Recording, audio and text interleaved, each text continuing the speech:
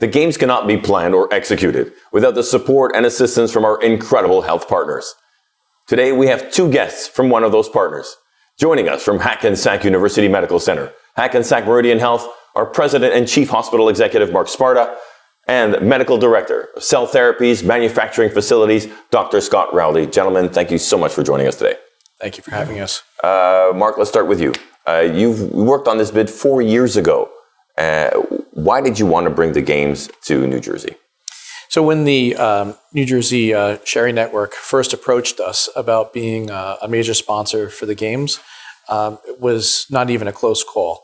It was a really easy decision for us because we knew that by coming to the New York metro area and having the transplant games take place there, we would have a huge impact on being able to raise awareness for organ donation, but also be able to celebrate all the wonderful miracles of modern medicine that take place in this area and throughout the country each and every day. Throughout the process, I mean, there have been a lot of changes throughout the process, obviously through what we've been through, and now we have the reimagined 2020 games that are going on now.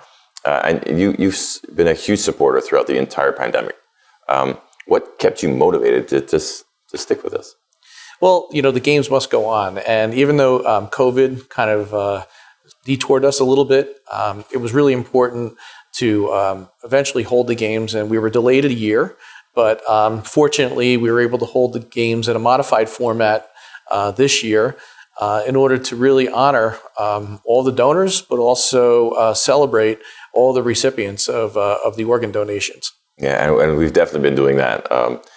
Dr. Rowley, we actually, in our Living Donor Celebration, we featured one of your patients, Nicole Balcow. Yes. And during the matching process, there wasn't anyone on the registry that matched with Nicole. Can you tell us about how the matching process works and how things came to be? Well, allogeneic transplantation, which is using cells from a donor, a healthy donor, started in the 1950s with family members. And you'd look to a brother or a sister to be the donor. But the likelihood of matching a brother or sister is about 1 in 4. Well, it is 1 in 4. And with the average American family having 2.2 children, most patients do not have a donor, a brother or sister who can be a match for them, a complete match. The National Marrow Donor Program started about the mid-1980s, and the idea was to try to find unrelated donors who are willing to donate cells for somebody they've never met. And that has grown over the decades to about 19 million donors are in the registry now. It's a worldwide registry. We have computer interconnections with people from Europe and Japan and now registries starting in South America. But the issue that we have, even with the registries, is that historically the registries have been formed from the blood donors, the blood donor pool. And that happened to be, in this country, mostly Caucasian people. And you match people who are your own ethnic background. You know, so if we have somebody who is from Asia, they're not going to necessarily match somebody from Europe. And so I'm a Northern European background. I'm very unlikely to match or be able to donate for somebody from Asia or South America or other parts of the world. Because we really do match the people who are the same ethnic group. We inherit the genes that our great-great-great-grandparents gave us down through the lineage. So you mentioned it's difficult to match with different ethnicities and such, but how do we actually solve that? Well, it's difficult in that we can match about 80% of people of Caucasian backgrounds through the NMDP, through the registries.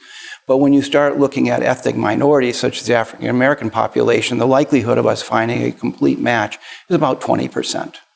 So one way of solving this is to try to increase the ethnic diversity of the population in these registries. And NMDP is doing their best to try to recruit minority donors of minority backgrounds, so that we're more likely to match somebody. So this may be bizarre, but we have a lot of different ethnicities that are, getting married and creating babies that now are of two ethnicities. Does that change anything in the process? Makes it even harder. Wow, really? Yes. Because you start, how are you likely to find a donor that has that same mixture of ethnicities? And so it makes it more difficult. All the more reason why we need so many more people to be donors. Absolutely. So we've actually It's the first time this year that we've featured bone marrow in our transplant games. Our missions seem to be parallel, both, of course, trying to save lives through organ donation. How do you feel the transplant games, I guess we can both talk about this, how do you feel that the transplant games help actually drive donors to sign up for that? Maybe Mark can touch on that. So I think that, with all the excitement and activity around the transplant games, I think that it serves to raise awareness, not just within the community, but, across the country. And, anything that we can do in order to get more folks to be able to sign up to be either organ donors or blood and marrow tissue donors, I think it's really our responsibility as healthcare professionals and leaders in the industry in order to really mobilize as much community grassroots effort as we can.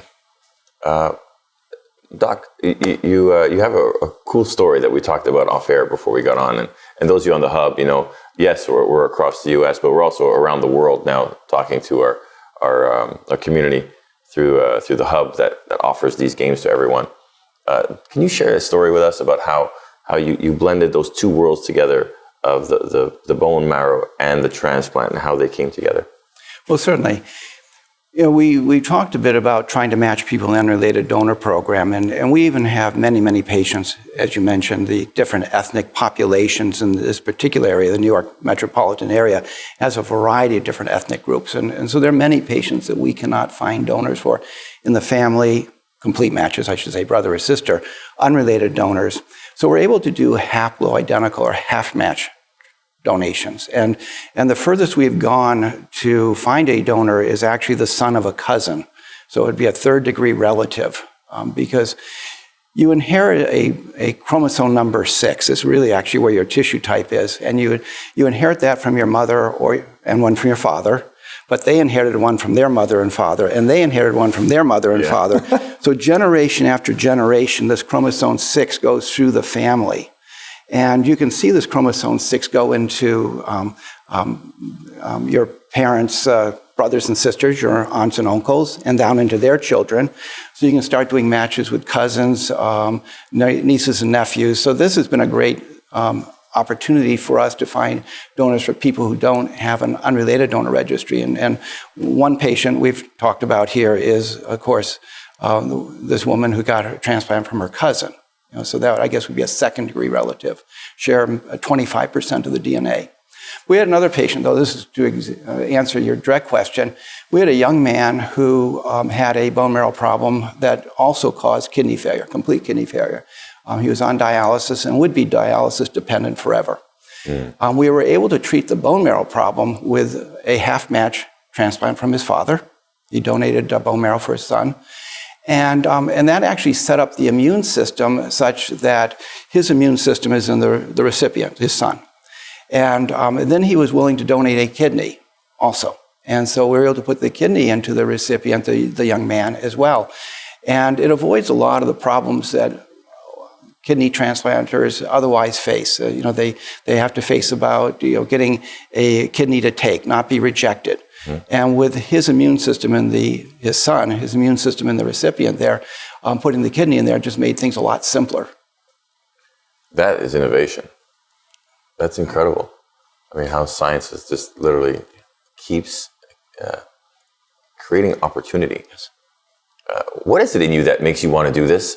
This is not a normal kind of a job that anybody would have. It's not a typical general surgeon kind of a world that someone would think about wanting to tackle in life. And this is such a different world. Tell us a little bit about how your day goes and what you do with that. Well, why do I go to work every morning? I go to work because I love Hackensack. I mean, for one of the reasons. Great answer. This is a great place to work. And I work with great colleagues, great administrative support. It's just a wonderful institution at which to work. But the other side of this is that we also have the opportunity to work in research. We have the opportunity to develop new treatments, to see the field of medicine advancing. We have one of the largest bone marrow transplant programs in the United States, probably one of the largest in the world.